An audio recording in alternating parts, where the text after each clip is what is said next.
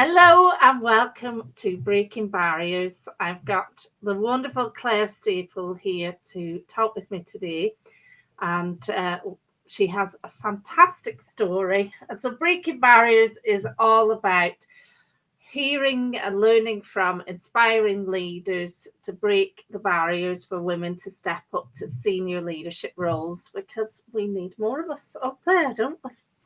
Um, and so I'll introduce Claire. We initially met, I think, through Claire joined my career challenge a few years ago. And I was reading a bio, like I know Claire, we've worked together, but I was reading it going, is Claire actually 75? She's just hiding it really well. But she's a senior health tech leader with a decade of experience in providing strategic support for the delivery of end-to-end clinically enabled digital transformation programs. That sounds very fancy, I have to say. A lot of words.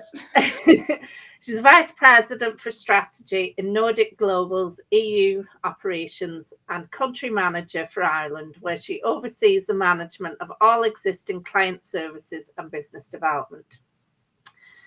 Before joining Nordic, Claire spent over 22 years as a commercial lawyer, specialising in healthcare technology procurement and contracts.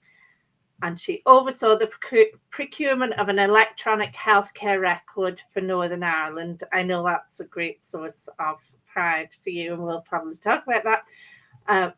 One of the largest public sector procurements in the region. So Claire has achieved a lot. She's changed industries, sectors, industries, roles.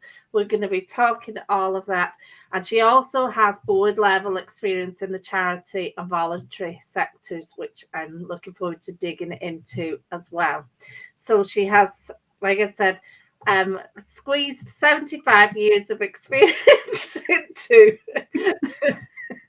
into a much shorter time career, and I can't wait to hear all about it from you, Claire. So welcome.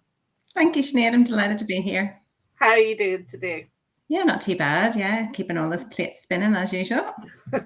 So I love the Northern Irish way. So both of us are based in Belfast, of rating things in levels of bad.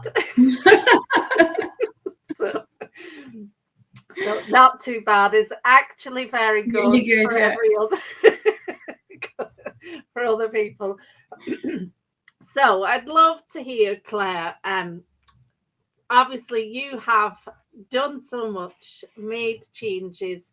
Tell us your story. What's got you to where you are today?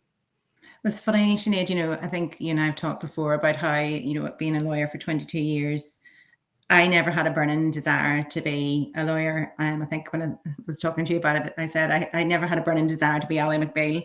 Loved watching it, but, law didn't set my world on fire. It was one of those things that I suppose I fell into in a way. And, when I was at school a long time ago, careers advice, wasn't what it is now. There weren't the same options and opportunities open to people. So it was kind of, you did a career or a vocation like law or medicine. And, other careers weren't really a thing back then. So with the subjects I was doing for A level, it was, what'll I do? Oh, I'll do law. Did law. What'll I do next? Oh, I'll apply for the institute. Oh, I'll get in. I'll get a training contract. And so it went on. And I was lucky enough to get into a firm as a trainee, and I stayed there and worked my way up through and became a partner at the age of 31. So it was a private sector commercial law firm. I was certainly the youngest partner at that particular time. I don't know if I was the youngest partner ever in the firm, but I was certainly the youngest partner at that stage. And I was very proud of that. But then life intervened. So got married, had 2 young kids. And the time that I was made partner was 2008. So it was, this economic downturn, and things were hard in the legal profession in Belfast. And, they were hard in a lot of sectors, but, that sort of like race to the bottom in terms of competing for work and fees and going out and looking for work and worrying about credit control. And as a partner in a law firm, you're self-employed. So being self-employed, there's that, uncertainty and additional layer of worry. I suppose my husband at the time, he ran his own business, he was self-employed. And so we sort of came to the view that, one of us needed to have some certainty and give us a wee bit of security potentially for the future with 2 young kids. So I decided that I would move into the public sector. So I suppose, when I think about it, that it wasn't a career change, but it was a career move, because working in the private sector as a lawyer is very different from working in the public sector. So I joined the legal team in-house in the health service in Northern Ireland.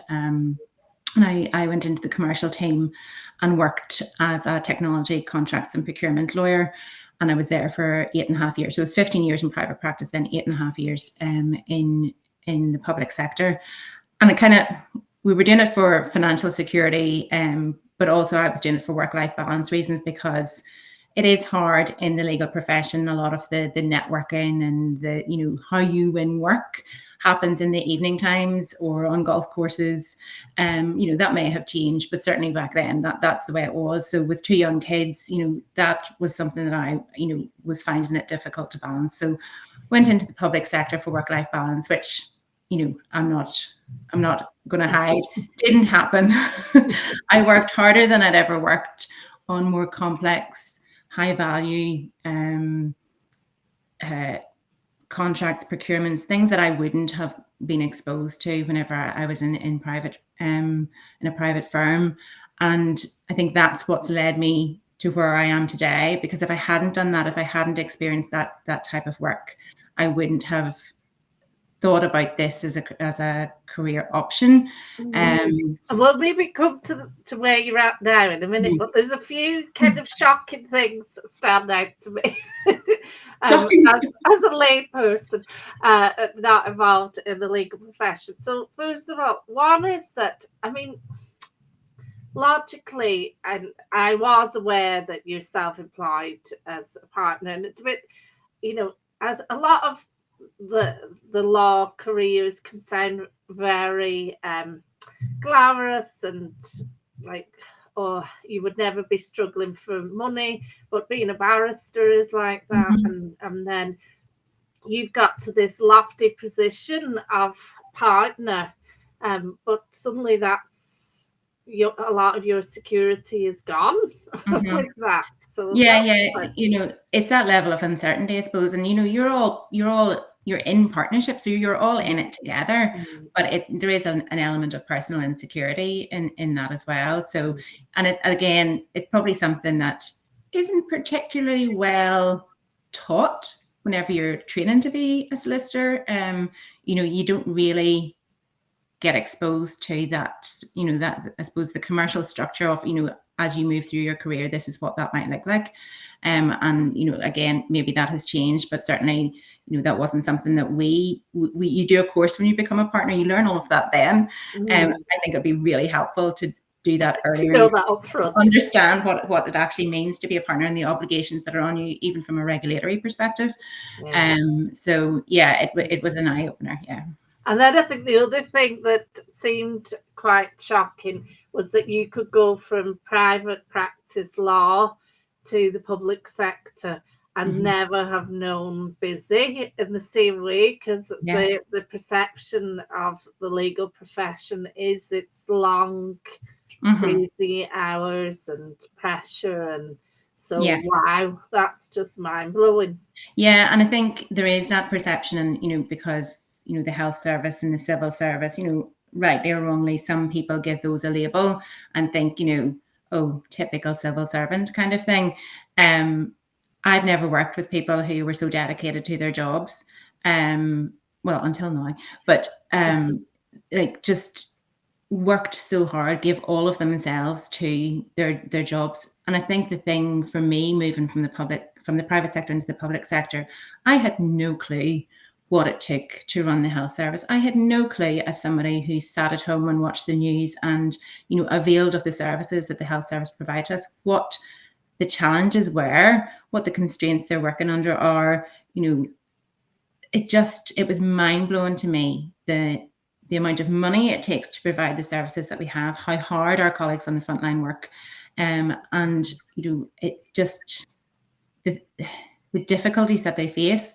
So that became, and we'll probably come on to that as well, but that became something I became really passionate about. But it working within that, obviously there's not a lot of money in the health service. There are a limited number of lawyers providing a service, and you have numerous clients who are all in the same boat. So, just the volume of work, and the volume of work increased exponentially when I was there. I was the only technology lawyer whenever I went into that team, and by the time I left, it was 4.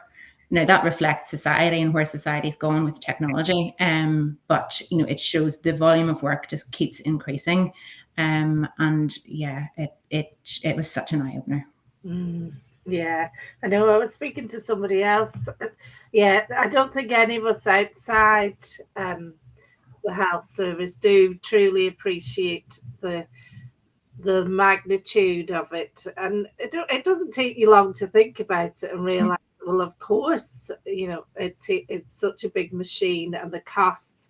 But you're right. I mean, I have a family working in the on the front line bit, and you've really got to give it your everything, because everybody is stretched to the max, and then you get criticism as your reward. And so it's remarkable, the work that everybody does in all areas of it. No, absolutely. And that's why whenever I was deciding to leave law and thinking about what I could do, I really wanted to stay within health and continue to contribute to health, because we will all benefit from the work that Nordic does, the company that I work for now, that companies like mine do, where we are supporting healthcare organizations to improve the way that they work, to improve the lives of the staff, make it easier for them, but ultimately improve the care that we all get. And we are all either already patients, know somebody who's a patient, or will be a patient at some point in our lives. So this will benefit all of us. So it was really, I think, working in the health service as a lawyer made me want to stay within the health service. And there's something about being part of a bigger thing and contributing back. And, I didn't always get that, at other times in my career where, I maybe, advising a financial company or a bank, or, somebody who's selling their business, you don't get that same sort of societal value or sense of a bigger purpose, which I did get whenever I worked in the health service, and which I do get now. Brilliant. And so you had that massive shift from private practice to public sector, and then, your latest role is you're full-on tech leader. So tell me about that. It doesn't mean I'm a tech expert, though. I work for a tech company, but I'm not a tech expert. We all know that leaders do not need to be experts in everything. They're about clearing the way for other people to be amazing at what they do. We try. So Nordic are a global healthcare technology consultancy company. We support healthcare organizations who are embarking or in the midst of digital transformation journeys. So, in the same way that, in banking, everything has moved online, in health, things will start to become more and more digitized, because it makes it more efficient, it makes it safer.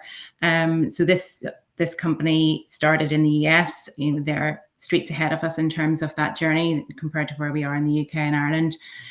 So vast amount of experience in supporting healthcare organizations on that journey. So we could advise, at the start, whenever people are thinking about, what's their strategy going to be, right through vendor selection, implementation of a solution, and then how you use that system, once it's been implemented, how you get your end users to adopt it, make it, make use of the data that's within it, how you use that data to improve healthcare. So we can give the full end-to-end support. And my role really is to grow the business here in Ireland. So the company started in the US. It's now operates in Canada, Europe, the UK, and now in Ireland. And my role is really to grow the business here in Ireland. Brilliant. And so, I see a lot of women that come and work with me, and they're nervous about making change and, moving in a different direction. And so you've managed to make a few significant changes. What advice would you give them And what thoughts did you have going through it? Well, as you know, I always battle with my imposter syndrome, as I think probably most of us do. So you think, oh, I can't do that. I could never do that. I need to just stay doing what I'm doing. But I don't feel that I'm doing anything different in a way. I'm using all of the skills that I had. So I think, you have to look at what are the skills that you have and what are the things you're good at and what are the things that you enjoy doing. And that's where I got to whenever I was deciding I don't really want to be a lawyer anymore, because I was doing less and less pure law and more leadership. And that was the side that I really enjoyed, the people side of it, supporting people, helping guide through challenges, address issues, problem solve, all those skills, conflict resolution, communication, stakeholder engagement, all the things that I was doing as a lawyer, I still do, but just in a different capacity. So like some people were saying to me, and, including family, why would you give up a career of 22, 23 years? You're walking away from your training, your experience, your reputation. But I don't feel that I walked away from it. I don't feel that I left anything behind. I don't feel like I started again.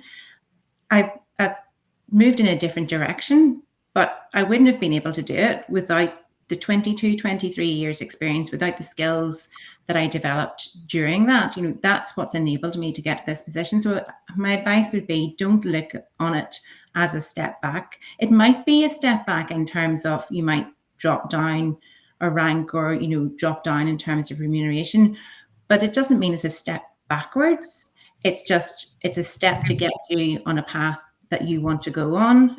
So that would be my biggest piece of advice, is sort of reframe it in your head as to what it is you're actually doing. Yeah, I love that, because it's something that I'm often trying to get across to women, is that you're bringing all of your back catalogue. Like, that's what's got you to where you are now. And selling that. So the story of your skills and experience and strategies, like, that's where all your power is.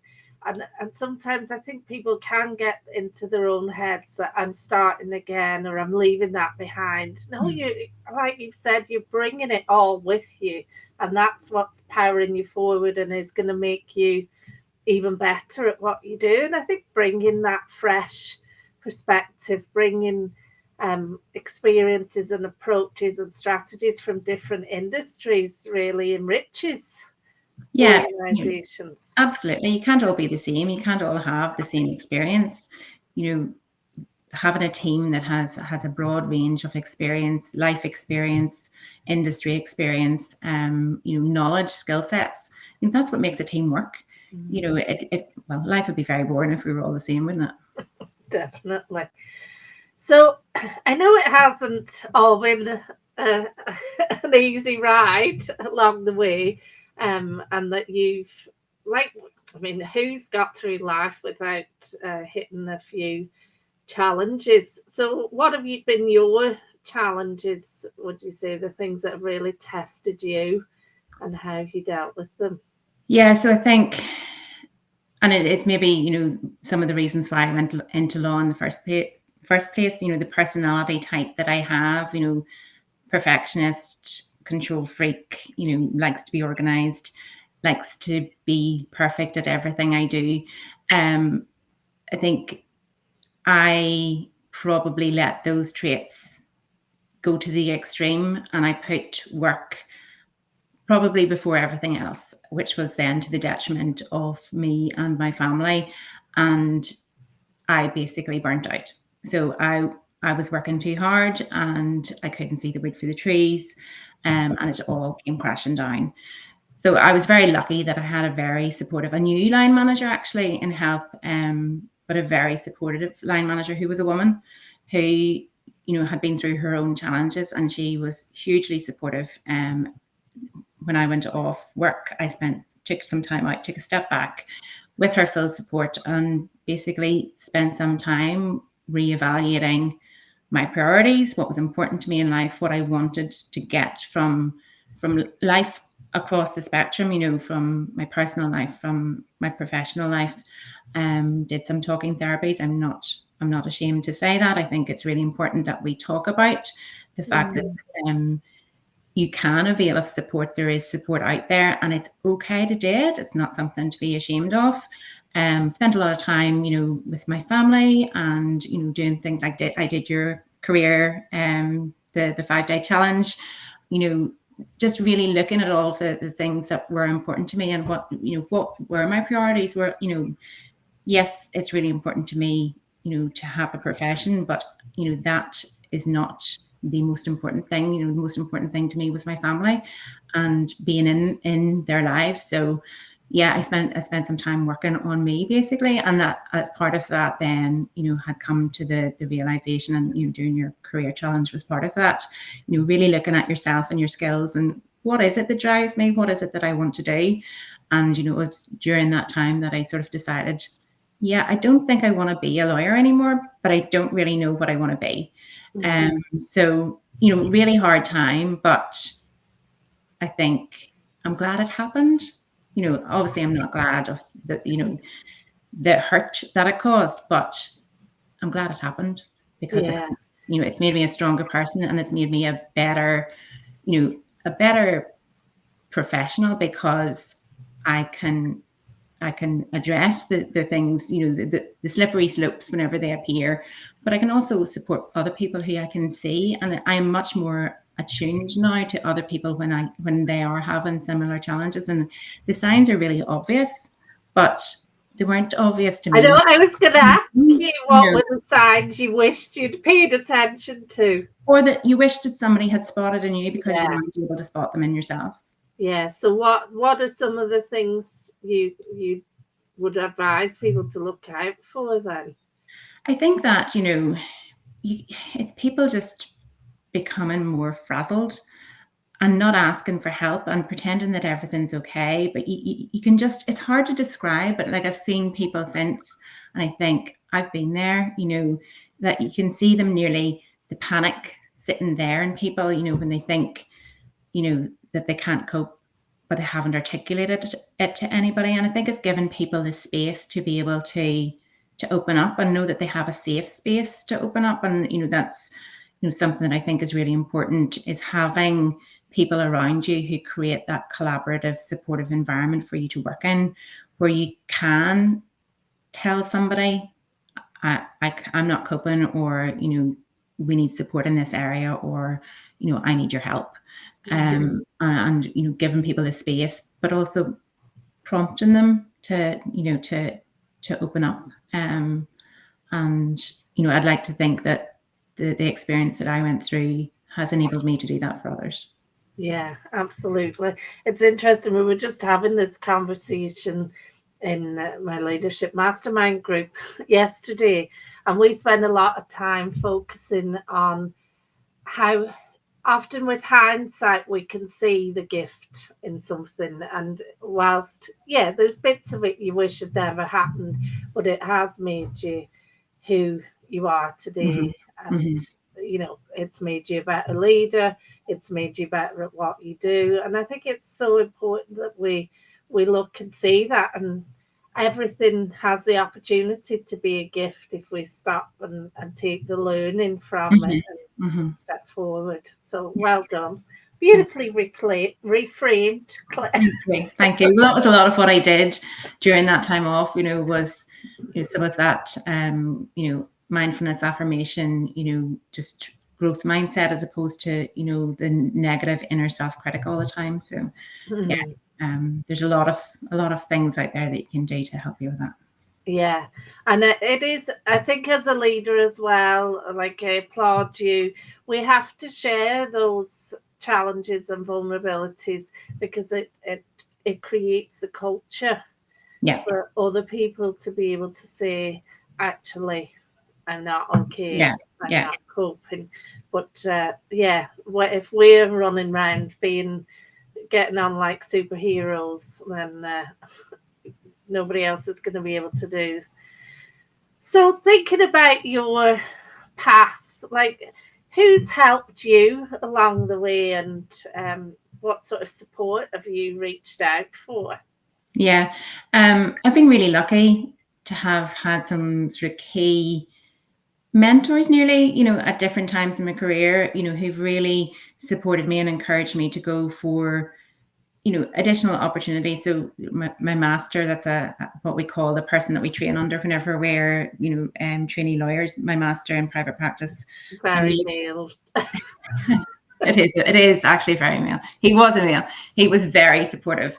And he really saw the potential and encouraged me to progress within the firm and supported me whenever I wanted to move into slightly different areas of law and different things within the firm. So he was hugely supportive. The boss that I have at the minute has very much supported me in the career change, because it was meeting him in his role in a different healthcare technology company, but he really encouraged me to see the potential for somebody like me with my skill set within that industry, and has created a team that there is that safe space that I was talking about, and is hugely supportive.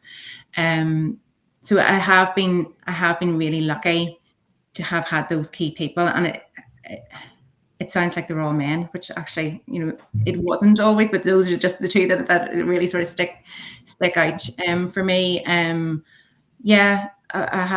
think I've been very lucky in that regard. You use that word a lot, lucky though, but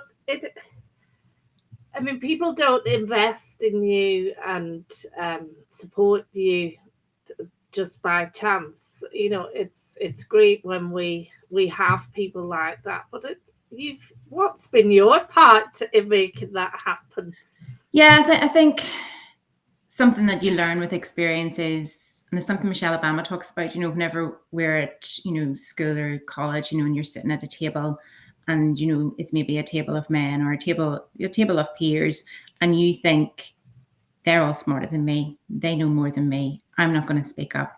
I think as you gain more experience, whether it's life experience or professional experience, you start to realize that they're not actually smarter than you.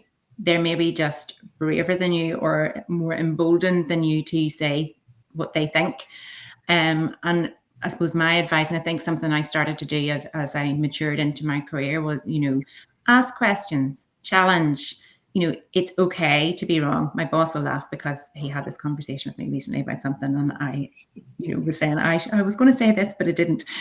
So you still have to work at these things. But I do think as you mature into yourself, it's okay. It's okay to be wrong. But if you don't challenge, if you don't question, if you don't look further into things, you're never going to learn, you're never going to grow, because that's how you grow. You have to participate and put yourself forward and be visible. I have put myself, I remember, in private practice, one of the girls left in a different department from me, in a different type of law. And I thought, I would quite like to do that. And I remember plucking up the courage to go into the partner who led that department and say, when she goes, what are you going to do when I have her job? And like, the younger me, the me at Queen's, wouldn't have done that, but I was maybe 5 years qualified at that stage. But again, like putting myself forward and making the leap to change into the role that I'm in now. If you don't go out of your comfort zone, you're never gonna have those experiences and grow the way you need to grow. And I did it again recently.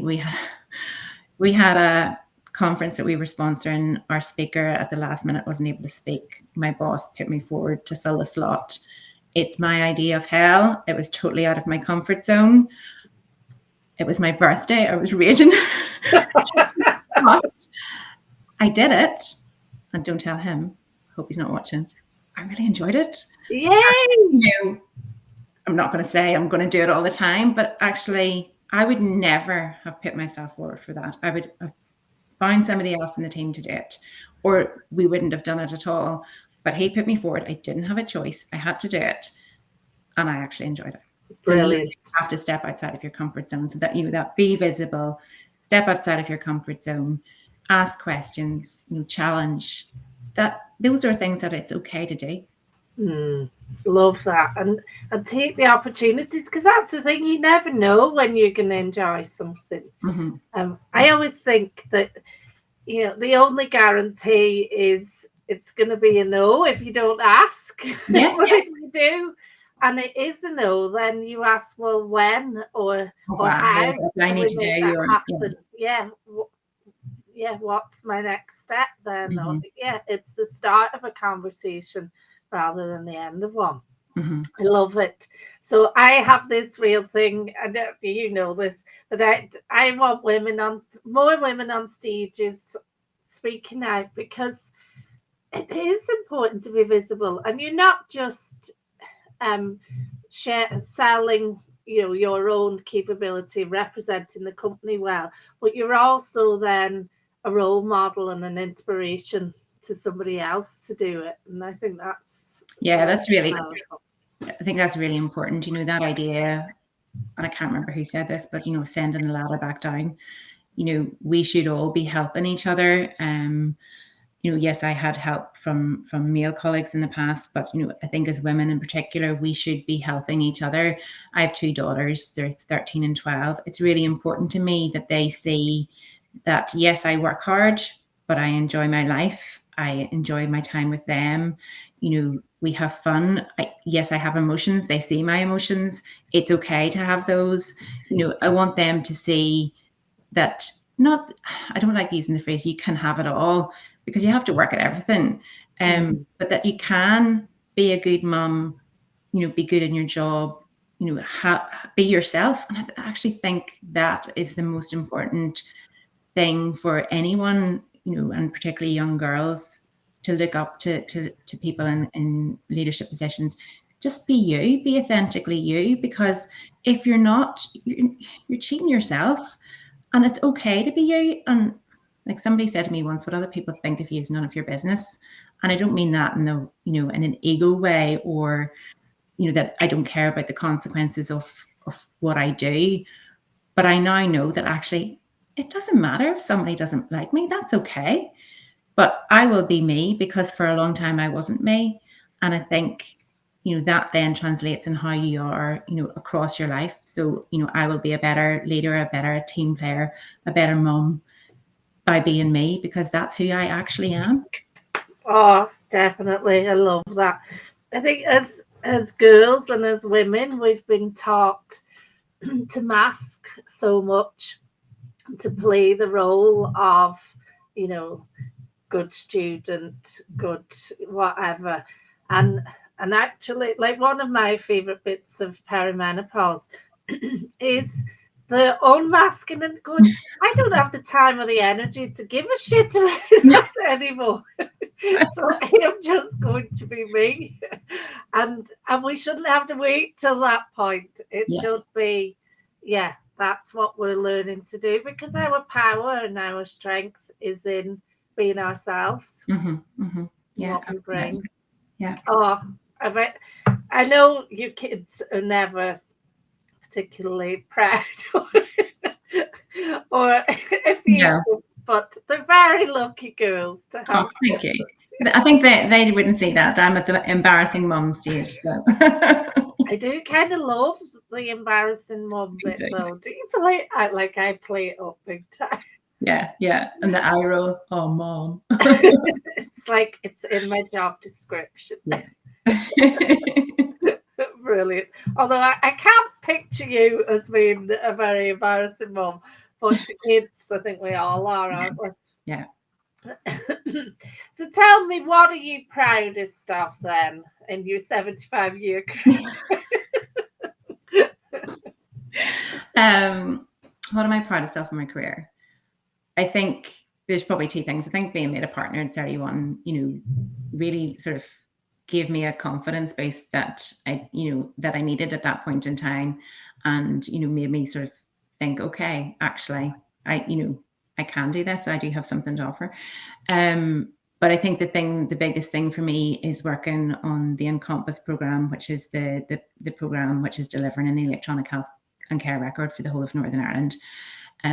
This will mean that if you go to a hospital in Altmagalvin and get transferred to the Royal, they will have real-time information about you on one system, and they don't have that at the minute. Some of it's still on paper, some of it's in other systems. They're logging into multiple different systems, so it means that care is more efficient, it's safer, and therefore your treatment, and your outcome should be better.